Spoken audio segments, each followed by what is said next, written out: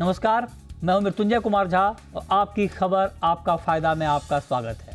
आज का हमारा शो है थाली लंबी उम्र वाली। दुनिया के 16 देशों के जानकारों ने मिलकर एक ऐसा डाइट प्लान तैयार किया है जिसमें लंबी उम्र का राज छिपा है। ये रिपोर्ट मशहूर मेडिकल जर्नल लैंसेट में छपी है। रिपोर्ट में दावा किया गया है कि PhD यानी प्लेनेटरी हेल्थ डाइट को लेने से न सिर्फ आपका स्वास्थ्य बेहतर होगा बल्कि आप लंबी उम्र तक जिंदा भी रह सकेंगे। जानेंगे कौन सा ऐसा आहार है जिससे आप लंबी उम्र जी सकते हैं, और साथ ही ये जो डाइट की बात हो रही है, PhD डाइट की बात, आखिर ये PhD डाइट है क्या, इस पर हम डिटेल में बात करेंगे। लेकिन उससे पहले देखिए ये खास रिपोर्ट।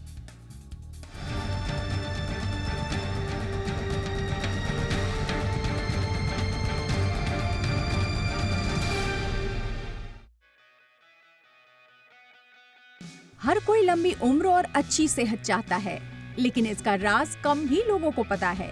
अगर आप भी ऐसी डाइट की तलाश में हैं जो आपको स्वस्थ रखे, साथ ही आपकी उम्र भी लंबी हो जाए, तो इसका जवाब है PhD यानी प्लेनेटरी हेल्थ डाइट। लैंसेट की रिपोर्ट में दावा किया गया है कि प्लेनेटरी हेल्थ डाइट न सिर्फ इंसानी सेहत का ख्याल रखती है बल्कि पर्यावरण के लिए भी बेहतर है। साल 2019 में ईट लैंसेट कमीशन की रिपोर्ट फूड इन द एंथ्रोपोसेन में PhD यानी प्लेनेटरी हेल्थ डाइट का जिक्र किया गया था। ये एक ग्लोबल पहल थी जिसमें 16 देशों के 37 एक्सपर्ट्स ने हिस्सा लिया। इसका मकसद एक ऐसा फूड सिस्टम बनाना जो इंसानी सेहत और पर्यावरण दोनों के लिए बेहतर हो। इसके साथ ही ज्यादा से ज्यादा प्लांट बेस्ड फूड खाना और एनिमल बेस्ड प्रोडक्ट की खपत को कम करना है। लैंसेट स्टडी के मुताबिक इस डाइट में हरी सब्जियां, फल, साबुत अनाज, बीन्स, दालें, नट्स, अनसैचुरेटेड प्लांट ऑयल्स जैसे सूरजमुखी या ऑलिव ऑयल को शामिल किया गया है। इसके अलावा सीमित मात्रा में डेयरी, मछली, पोल्ट्री और बहुत कम मात्रा में रेड मीट और शुगर को शामिल किया गया है। हार्वर्ड TH चैन स्कूल की एक स्टडी जो the American journal of clinical nutrition में पब्लिश हुई है, ये स्टडी बताती है कि इस डाइट को फॉलो करने वालों की समय से पहले मौत की आशंका 30% तक कम हो जाती है। इस स्टडी में 2 लाख से भी ज्यादा लोगों को 34 साल तक ट्रैक किया गया। बड़ी बात यह है कि जिन लोगों ने इस डाइट को अपनाया उन्हें कैंसर, हार्ट डिजीज और लंग डिजीज जैसी बीमारियों का खतरा बहुत कम था। लैंसेट की रिपोर्ट कहती है कि अगर दुनिया भर के लोग इस डाइट को फॉलो करें तो ग्लोबल डाइटरी एमिशन में 17% की कमी लाई जा सकती है और हर साल 1 करोड़ से ज्यादा लोगों की जान बचाई जा सकती है। रिसर्चर्स के मुताबिक क्लाइमेट चेंज हमारी धरती को तबाही की तरफ ले जा रहा है और इसमें फूड सिस्टम की भी बड़ी भूमिका है। अप्रैल 2025 में स्पेन में एक कोहॉर्ट स्टडी हुई जिसमें प्लेनेटरी हेल्थ डाइट को हेल्थ और पर्यावरण दोनों के नजरिए से परखा गया। इस डाइट में हर दिन 2500 कैलोरी को शामिल किया गया। इस रिसर्च में सामने आया कि इस डाइट को अपनाने वाले लोगों में किसी भी कारण से होने वाली मौत की आशंका कम थी। लैंसेट की रिपोर्ट में ये भी कहा गया है कि इस डाइट में कुछ एंटी न्यूट्रिशनल फैक्टर्स हो सकते हैं। प्लांट बेस्ड डाइट्स में आयरन, कैल्शियम और जिंक की बायो अवेलेबिलिटी कम हो सकती है क्योंकि इनमें फाइटेट्स, ऑक्सलेट्स और पॉलीफेनॉल्स होते हैं। Vitamin B12, iron, omega 3 fatty acids की कमी हो सकती है जो मुख्य रूप से एनिमल प्रोडक्ट में पाए जाते हैं। इसीलिए अगर आप पूरी तरह से इस डाइट को फॉलो करना चाहते हैं तो थोड़ा स्मार्ट प्लानिंग करना जरूरी है। अगर आप लंबी उम्र चाहते हैं, बीमारियों से बचे रहना चाहते हैं और इस धरती को बेहतर बनाना चाहते हैं तो प्लेनेटरी हेल्थ डाइट एक बेहतरीन कदम हो सकता है। लेकिन याद रखिए, हर शरीर अलग होता है, इसीलिए किसी भी नई डाइट को अपनाने से पहले न्यूट्रिशन एक्सपर्ट से सलाह जरूर लें। ब्यूरो रिपोर्ट, जी मीडिया। और चलिए अब इस पर हम चर्चा की शुरुआत करते हैं। और आज की चर्चा में हमारे साथ इस वक्त हैं doctor Meenakshi Jain, director internal medicine max hospital की। हमारे साथ हैं डॉक्टर रिधिमा खमेसरा, डाइटिशियन, और साथ ही डॉक्टर अनुराग मेहरोत्रा, सीनियर कार्डियोलॉजिस्ट। आप तीनों का बहुत स्वागत है। और मेरा सबसे पहला सवाल डॉक्टर मीनाक्षी आपसे होगा मैम।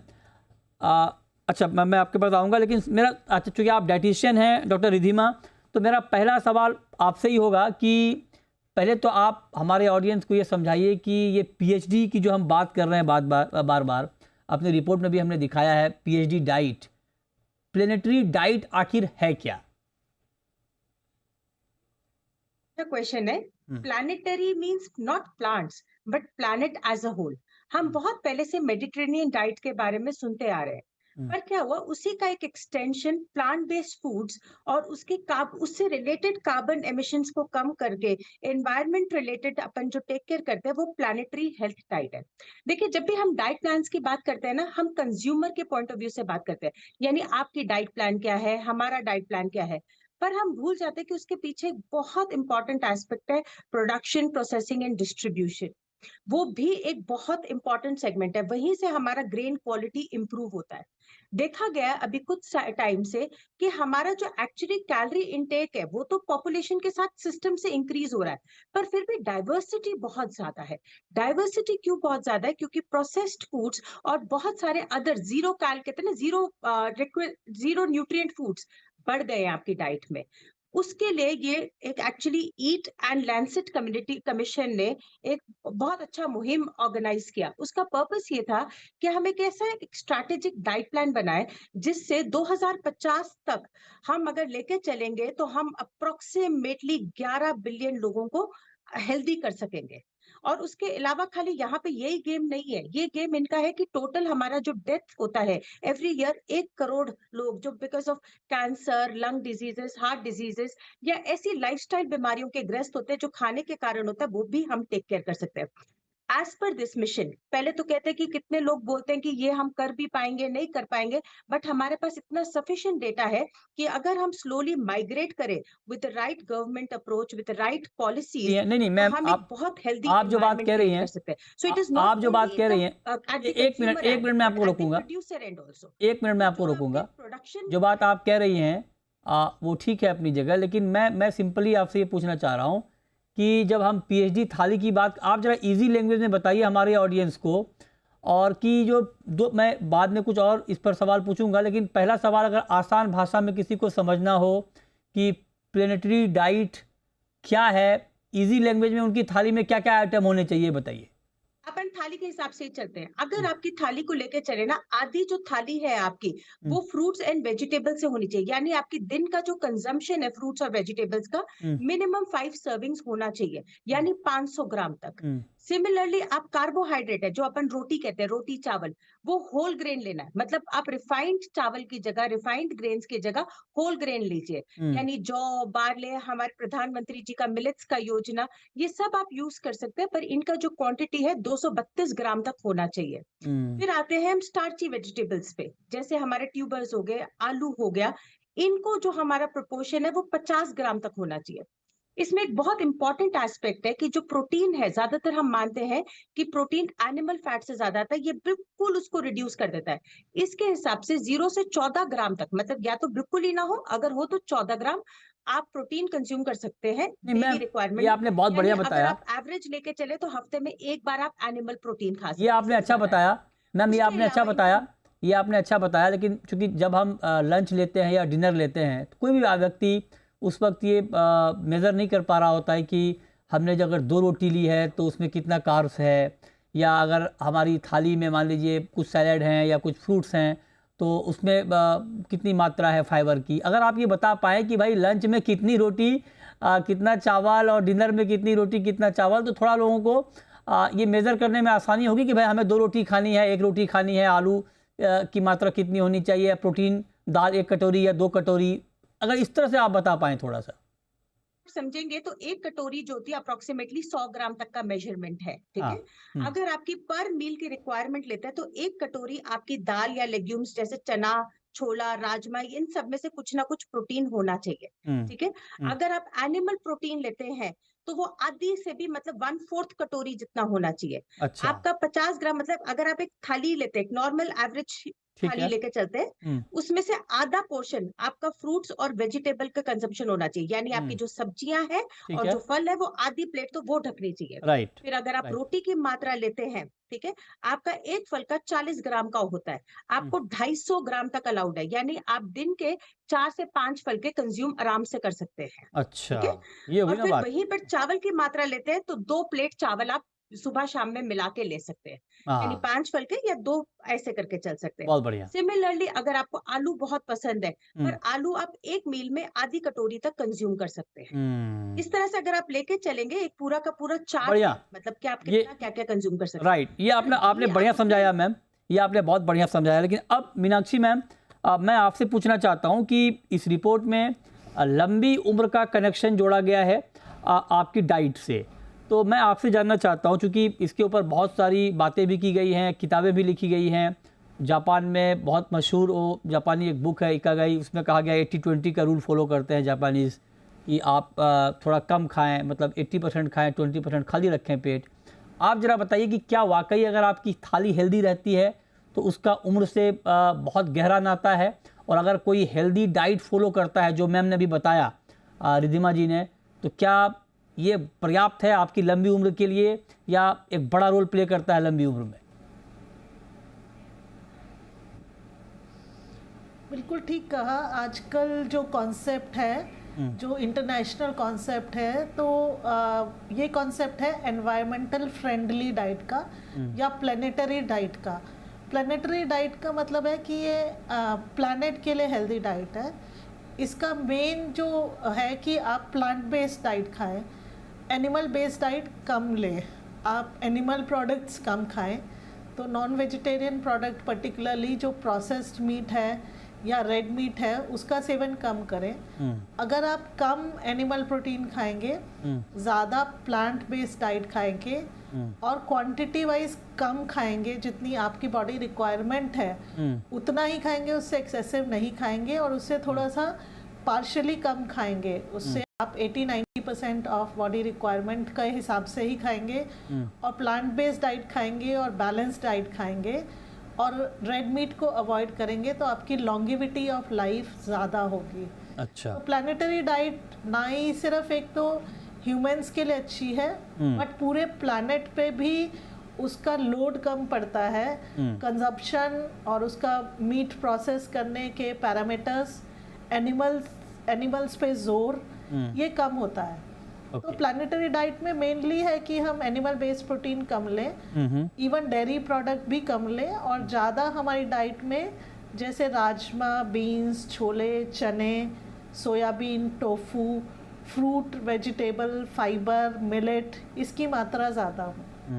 बढ़िया, ये परफेक्ट है। मतलब अगर आप जैसे मैम ने कहा कि आप अगर इस तरह की डाइट को फॉलो करते हैं तो आपकी लॉन्जिविटी, मतलब आपकी उम्र लंबी हो सकती है।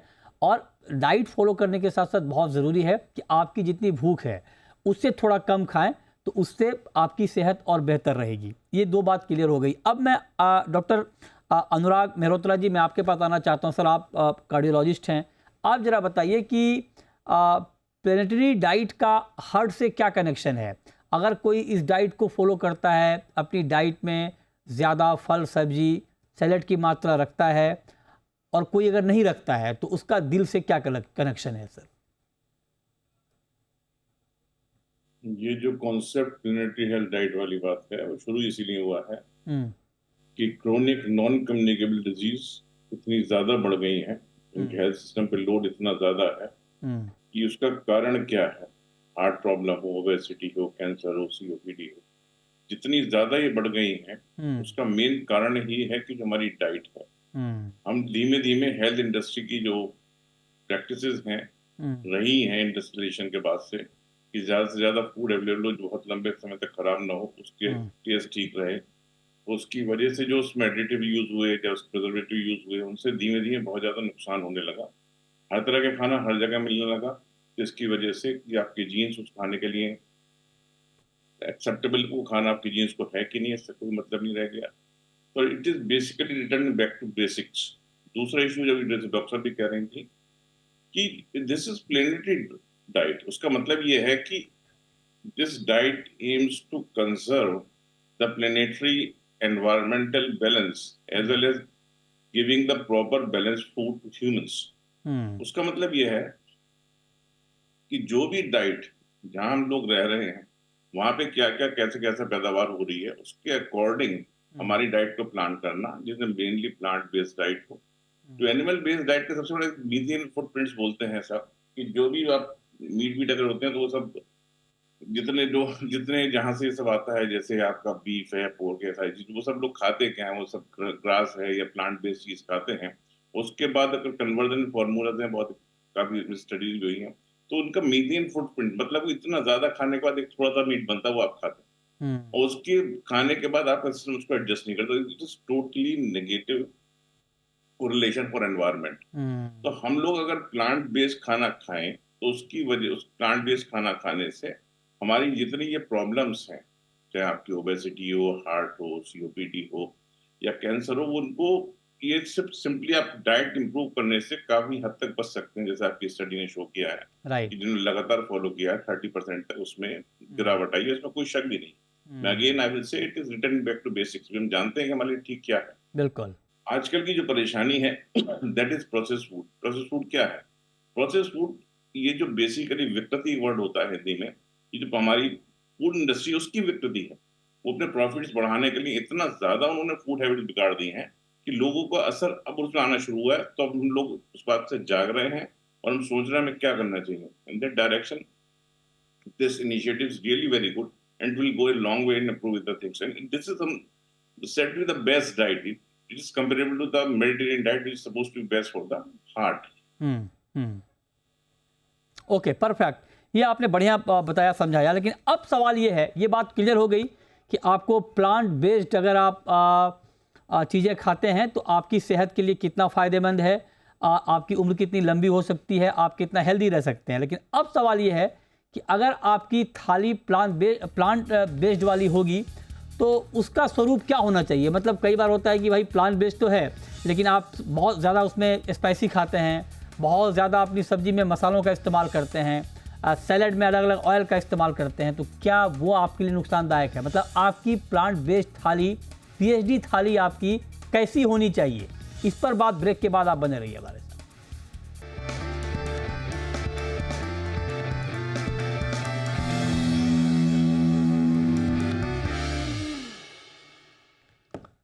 ब्रेक के बाद भी हमारी खास चर्चा जारी है।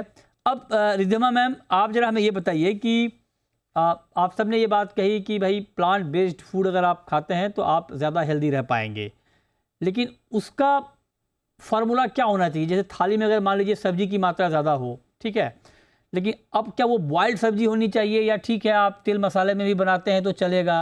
उसका कंपोजिशन ज़रा बताइए कि आपकी थाली में अगर सैलेड है, आपकी थाली में अगर सब्जी है, तो वो किस तरह की होनी चाहिए? बॉइल्ड होनी चाहिए या आप उसको थोड़ा बहुत फ्राई करके भी खाएं तो चलेगा? देखिए, मेरी पर्सनल रिकमेंडेशन रहती है कि बहुत ओवर तेल नहीं डालें। जितना अपन उसको सात्विक यानी कम ग्रेवी वाला खाना बनाते हैं वो आपके लिए हेल्दी रहता है। सब्जियों का मेन इंग्रेडिएंट भी तभी इंटैक्ट रहता है जितना हम उसको ओवर कुक करते हैं, हम न्यूट्रिशनली उसको लूज करते हैं। इसका मतलब ये नहीं कि आपको बॉइल्ड खाना है या कच्चा खाना है।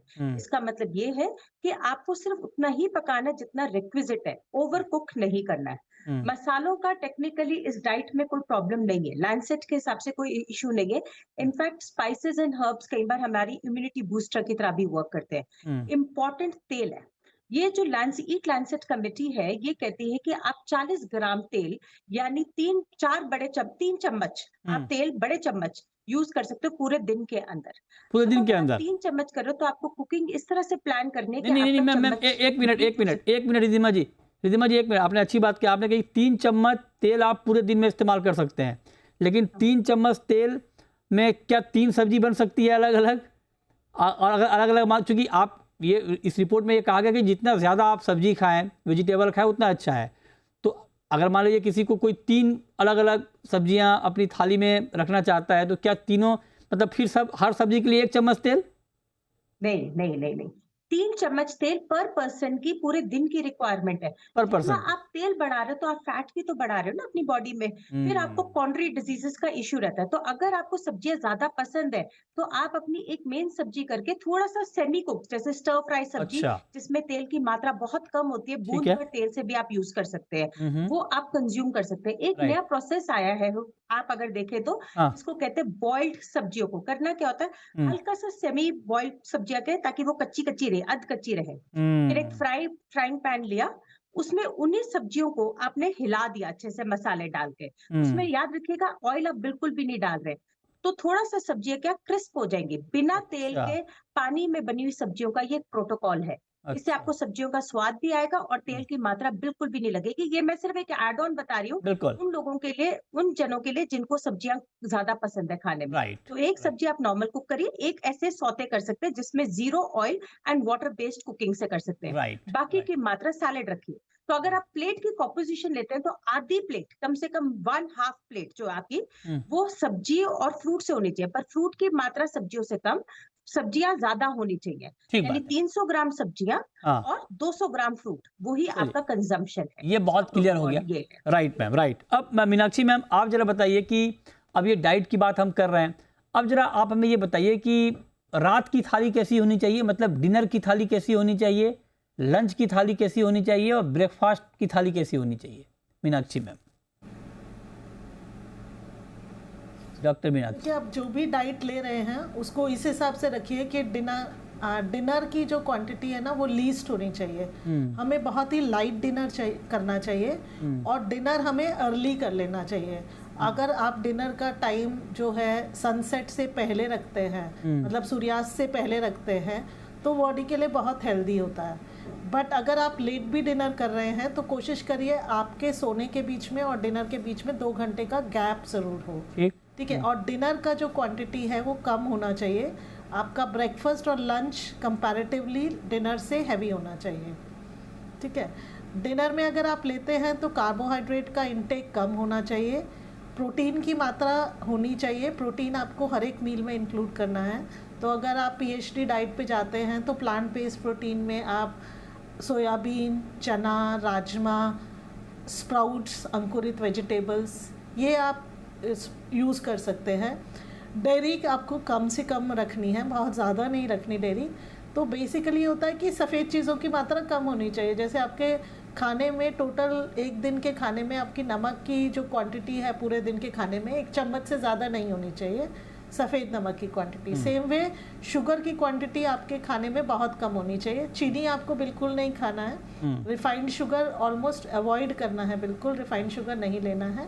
और मिल्क, मतलब सफ़ेद दूध, दही वाले प्रोडक्ट्स भी आपको कंपैरेटिवली कम रखने हैं। अच्छा। बट ऐसा नहीं है कि डेयरी बिल्कुल कम रखें। अच्छा। डेयरी भी लें, बट जो है फुल क्रीम वाला मिल्क नहीं लें। आप अगर दूध ले रहे हैं तो उसका फैट निकाल के उसका दूध लें। अच्छा, मम्मियाँ तो जो माएँ होती है तो ज़्यादा जोर बच्चों के लिए दूध पे ही देती हैं। नहीं, दूध तो कहा जाता है कि बच्चों को तो लोग खूब चाव से दूध पिलाते हैं कि हाँ हेल्दी रहेगा बच्चा, तो ये ठीक नहीं है। आप ये कह रही हैं कि बहुत बच्चों को भी बहुत ज़्यादा दूध नहीं देना चाहिए, आप ये कह रही हैं? में प्रोटीन आपको बैलेंस करना है। पूरी बॉडी में 1 ग्राम पर केजी बॉडी वेट के हिसाब से प्रोटीन देना है। Okay. तो अगर 60 केजी का एडल्ट है तो आपको 60 ग्राम प्रोटीन देना है। बट कोशिश करें प्रोटीन आपके दोनों सोर्स से आए, वेजिटेबल से भी आए। मतलब जैसे मैंने बताया आपका दालें, चना, राजमा, अंकुरित चीज़ें, तो प्रोटीन जो है एनिमल बेस्ड भी आए और प्लांट बेस्ड भी आए। तो दूध, दही, पनीर देना है। बट एक तो आप टोन्ड मिल्क इस्तेमाल करें, फुल क्रीम मिल्क कम इस्तेमाल करें। और दूसरा आप दोनों सोर्सेज इंक्लूड करें। सिर्फ मिल्क बेस्ड डाइट नहीं रखें, मतलब सिर्फ बच्चों को अगर प्रोटीन देना सिर्फ दूध ना दें। राइट। क्योंकि आजकल ये कॉन्सेप्ट देखा जाता है कि जो जैसे एनिमल बेस्ड प्रोटीन है, जो एनिमल बेस्ड डाइट है या प्रोसेस मीट वगैरह है, उनसे कैंसर अधिकता होती है, बॉडी में इन्फ्लेमेशन ज़्यादा होती है, तो ऑटो इम्यून डिजीज़ भी ज़्यादा ट्रिगर होती है, कैंसर भी ज़्यादा ट्रिगर होता है, और दूसरा हार्ट डिजीज़ और स्ट्रोक और ब्लड प्रेशर के चांसेस भी ज़्यादा होते हैं। तो ओवरऑल कॉन्सेप्ट इज कि एनवायरमेंटल फ्रेंडली डाइट दें और बॉडी में इन्फ्लेमेशन कम हो, जो तभी कम होगी जब हम एनिमल बेस्ड प्रोटीन्स की मात्रा कम रखेंगे। और एनिमल बेस्ड प्रोटीन में भी फिश इज एनवायरमेंटल फ्रेंडली और फिश थोड़ा rich in omega fatty acid होता है, तो फिश का भी आप लोग इंक्लूड कर सकते हैं अपने। राइट मैम, ये बढ़िया, बहुत बढ़िया सुझाव दिया आपने। अब डॉक्टर साहब आप जरा बताइए, जो मैम बात अनुराग जी कि जैसे उन्होंने कहा कि दूध दही का अगर आप सेवन थोड़ा कम करें तो ये अच्छा है, ठीक है, और वो कह रही है कि हार्ट के लिए भी अच्छा है। तो सर अगर हार्ट के लिए मैं आपसे जानना चाहता हूँ कि क्या वाकई दूध दही का सेवन थोड़ा कम करना चाहिए, पहली बात, पहला सवाल। और दूसरा ये कि जो हम ऑयल का इस्तेमाल करते हैं, मैं किसी ऑयल का नाम नहीं पूछ रहा हूँ आपसे, मैं ये जानना चाहता हूँ कि सब्जियों में किस तरह का ऑयल का इस्तेमाल करना चाहिए। किस तरह से मेरा मतलब है, क्या रिफाइंड ऑयल ठीक है, या जो हम कच्ची घानी कहते हैं, या फिर ऑलिव ऑयल ठीक है, और सैलेड में कौन सा ऑयल यूज़ करना चाहिए? इन दोनों सवालों का जवाब सर।